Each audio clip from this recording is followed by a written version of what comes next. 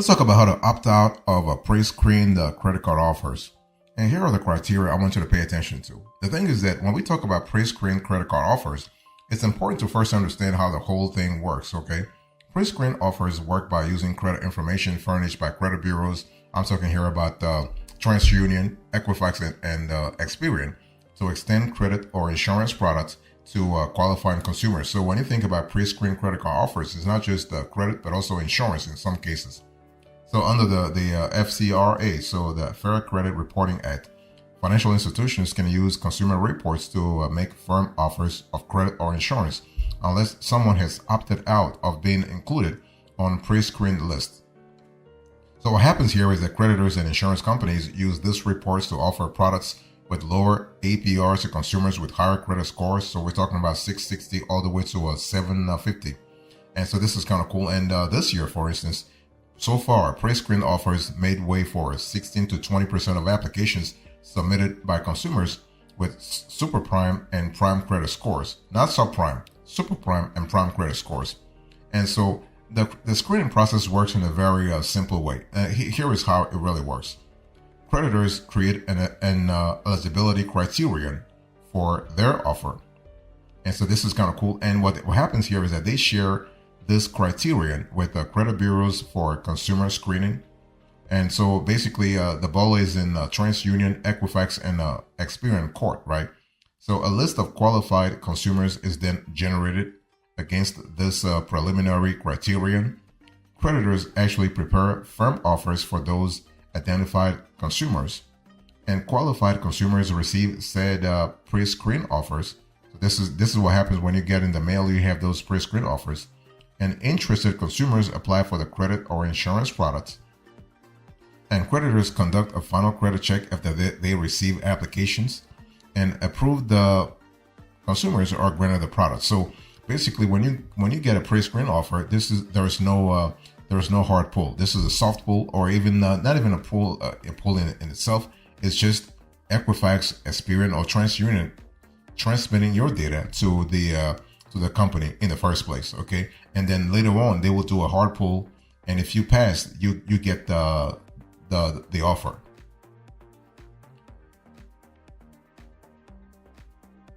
Now let me talk to you about ways to opt out of firm credit offers. Now the pre-screen opt-out notice rules. I mean, the rule actually gives consumers the right to opt out of pre-screened credit or insurance offers through predefined systems like optoutprescreen.com, a site managed by credit reporting companies. And one reason to opt out of these offers is to cinch actually unsolicited mail. Besides crowding your mailbox, pre-screen offers waste paper and resources. But another more pressing reason to opt out is to reduce your chances of becoming a victim of identity theft. Because scammers can actually rifle through your mailbox to find pre-screen offers. And what happens here is that they then use phishing schemes or dark web marketplaces to obtain your personally identifiable information, your PII, to clear the approval process. Or they may try using a CPN, a credit protection number, in place of your social security number. So that's what it is. And scammers are not the only danger. The only danger. Family members can use pre-screen offers to build up debt in your name. Because of this gaping risks, 1 in 4 active account holders opted out of consumer information sharing this year. So if you decide that the benefits of pre-screen offers do not outweigh the dangers of identity theft, you have two options to opt out. You have the 5-year opt-out, and then you have the permanent opt-out. So the 5-year opt-out, you need to visit optoutprescreen.com or call the toll-free number 1-888-5-OPT-OUT, 1-888-567-8688. Choose the electronic opt-out for 5 years option. Be ready to share your name and address. For the next 5 years, your name will not be eligible for inclusion on lists used for firm offers of insurance or credit. And for the permanent opt-out, visit optoutprescreen.com or call the toll-free number and choose the permanent opt-out by mail option, and fill out your basic information and then mail the permanent opt-out election form. It will appear after you hit confirm. So this is an important element to think about. And so neither form requires you to submit your social security number or date of birth. Limiting what you share decreases any chance of your information ending up in the wrong hands. So once submitted, opt-out requests are processed within 5 days, so it's really that fast. Note that credit bureaus must opt you out of pre-screen offers if you have an active extended fraud or active duty alerts on your account. Okay, and so this is great.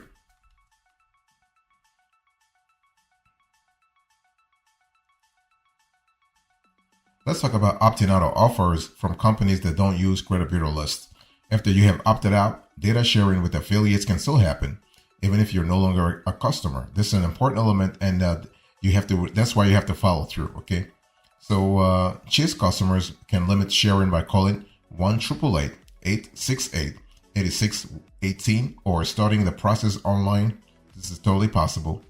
And Bank of America customers can limit sharing by calling 1-888-341-5000. And banks may not share data directly with fraudsters, but that information can be leaked or sold to malicious data brokers who may upload it to the dark web. And this happened. I mean, this is live. And thieves use this list to replace spam calls posing as the Credit National Assist hotline, convincing victims to give up their personal information. And from there, this spritz victims with fake offers or spoof their identities. And you may not be able to fully remove your personal information from the internet, but you can minimize the direct marketing offers you get by doing a couple of things. And you have to do those things methodically, okay? For example, you want to contact the Direct Marketing Association, DMA, to get on its opt-out list. Sign up for DMA's Do Not Mail service by visiting dmachoice.org or fill out and send this form by mail, okay? And additionally, you want to add yourself to the National Do Not Call Registry. Head to donotcall.gov and click on register your phone. You can manually remove also your information from data broker's site. This process is long-winded because each broker has a different opt-out process. Also, digital security companies like Aura can remove your private information from data broker sites automatically. And you can also sign up for Catalog Choice.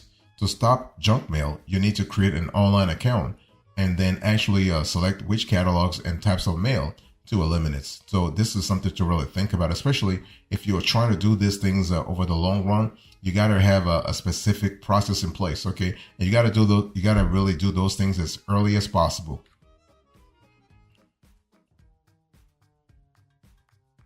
Let me give you a few bonus tips here. So basically, when we talk about actually opting out of pre-screened credit card offers, it's important to understand that pre-screened credit card offers are not all bad, right?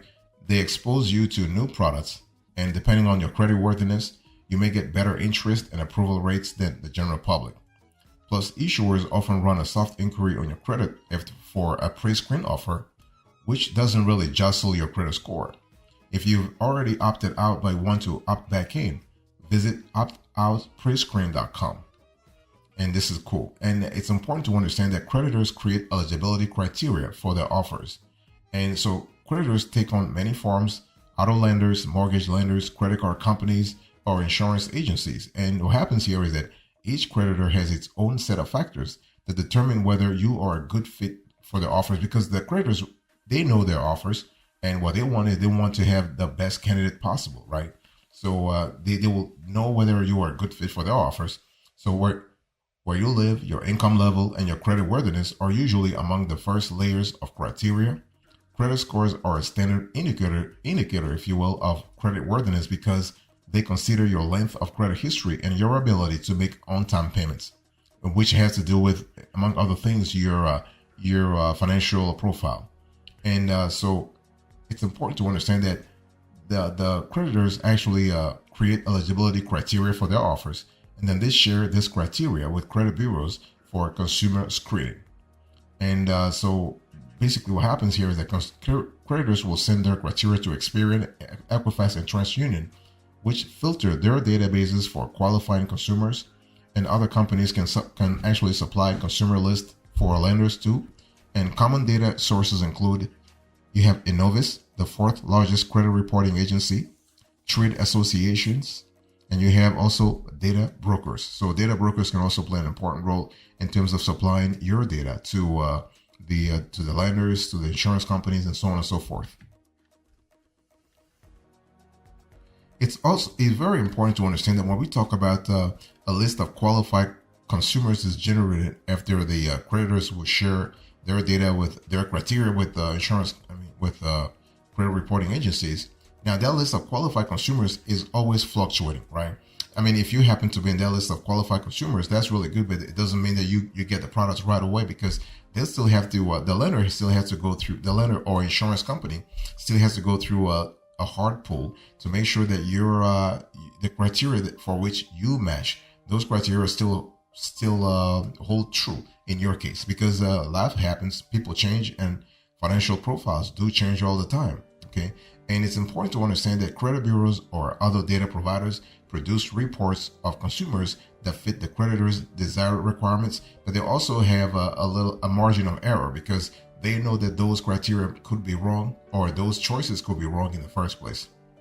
And then what happens is that creditors prepare firm offers for the identified consumers. Now, it's important to understand that per the FCRA, Fair Credit Reporting Act, the terms of a firm offer of credit or insurance must be unconditional. Because of that, creditors must spell out their offer terms explicitly, including the product's APR. And typically, the higher the credit score cutoff for the offer, the lower the APR.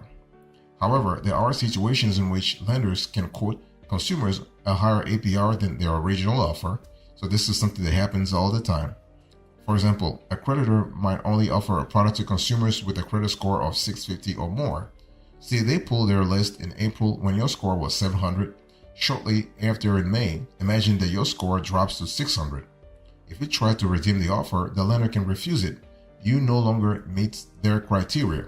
At that point, they must actually share the name, address, and phone number of the agency they used to pull your credit reports, the credit score they used to calculate your APR, that's an important element, and key factors that adversely affected your credit score and APR. So they have to be explicit, they have to be granular, and they have to be transparent, so you have a clear idea what happened in your case. So this is how the whole thing works.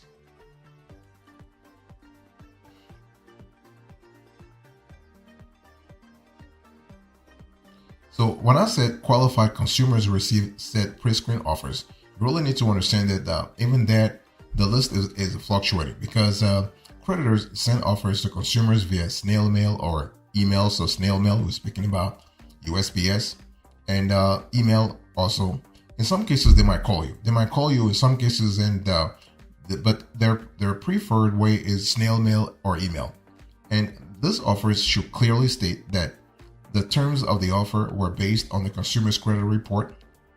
The credit or insurance may not be extended if the consumer does not meet all the criteria used to select the consumer for the offer, right? In other words, they'll do a hard pull afterwards. Once you actually pitch in, once you're in, they'll do a hard pull on you just to make sure that you still meet their criteria. Okay, so an offer is never final, is never firm until they do the hard pull.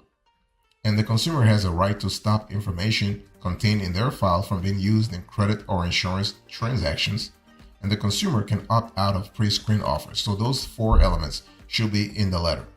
And interested consumers apply for the credit or insurance product, right? Upon receiving an application, creditors conduct a final, more detailed credit check for your debt to income ratio, your DTI, your CUR, your credit utilization ratio, your credit mix, instances of your name appearing in public records, because they want to make sure that everything is fine on that end too. And also a history of bankruptcy or defaults. They have to check for that. Okay. Some may even request copies of bank statements or pay stubs to verify your income level. So this is totally possible. And then what happens here is that approved consumers are granted the product. So consumers receive a confirmation letter and or email from the issuer. Issuer here can be a lender, a credit card provider, or it can be an insurer. And this message about confirmation actually includes instructions for activating their new credit card or accessing their insurance policy. So you basically you're in, and this can be a very smooth process.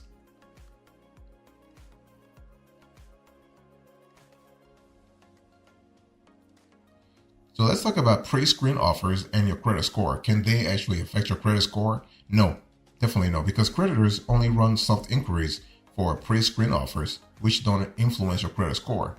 Although soft inquiries can stay on your credit report for up to 2 years, they are only visible to you. When lenders pull your credit report, they won't see any soft inquiries. And you can actually submit opt-outs for your child also, okay? But the thing is that the child has to be at least 18 years of age, because credit bureaus don't build credit files for minor children. But if you're the victim of identity theft, scammers can open new credit cards and rack up purchases in your children's names. When banks start tracking your children's credit, these charges will appear on their credit reports and wreck their credit scores. So if you suspect identity theft or know someone used your credit card, fill out an identity theft report at identitytheft.gov, right? Because what happened here is that doing so will help law enforcement find the identity thief, get you a personalized recovery plan, and act as corroborating evidence of your child's opt-out request. So once that's submitted, you will need to send a written request to all 3 major credit bureaus to opt your children, or your child for that matter, out of pre-screen offers. In your request, you want to include a letter explaining how and when the identity theft happened, as well as any fraudulent charges made, your identity theft report, a copy of your child's birth certificate, a copy of your child's social security card, and a copy of your driver's license or passport. And what happens here, and you have to mail your request to Experian, Equifax, and TransUnion. We'll put this on the screen. So Experian, it's a PO Box 9532, Allen, Texas 75013. For Equifax is Equifax.Inc., PO Box 740256, Atlanta, Georgia 30374. And for TransUnion is PO Box 505, Woodland, Pennsylvania 19094-0505. And so this is kind of cool. Now, these envelopes that you sent contain actually sensitive documents, so consider sending them by verified mail to avoid mail theft or other forms of fraud. Now, a pre-screen offer can be denied, okay? Issuers are not required to grant credit or insurance offers. They may decline their original offer for 2 reasons. So, a pre-screen offer can be denied if they find a consumer uncreditworthy or uninsurable. For example, a lender could rescind an offer if they find a consumer has a high total debt-to-income ratio or records of bankruptcy, and or they can't find evidence that the consumer fits their underwriting criteria. For example, lenders may decline a mortgage offer if a consumer cannot produce documentation showing they meet the lender's target income level. So this is so what I'm trying to say is that a pre-screen offer is always temporary, and so it's one of those things where you have to see what really works for you and what doesn't.